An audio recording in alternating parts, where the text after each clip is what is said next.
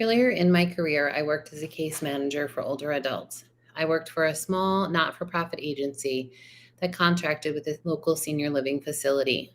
I visited the facility several days out of the week. While at the facility, I visited with residents in their apartments and also organized group activities.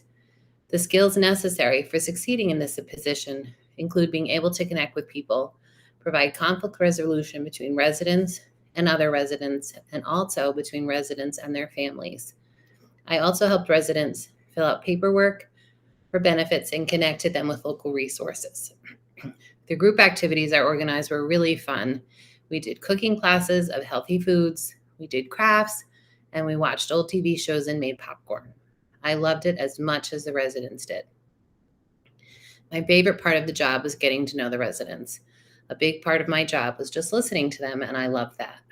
They had such great stories to share and also great wisdom. I really learned so much from them. Several residents passed away while I was working with them, and I found that to be very difficult. I would definitely say I liked that least about this job.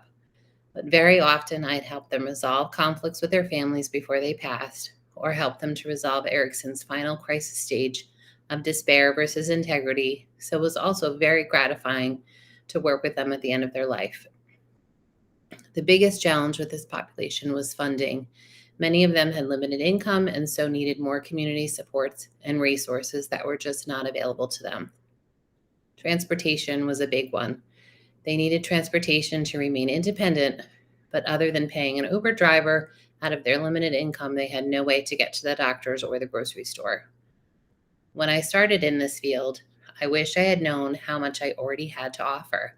Individuals that are drawn to this field already have so many of the necessary skills they need to be great human service professionals. Education is essential and complements the skills the individual already has of being a good listener or being especially empathetic to other people.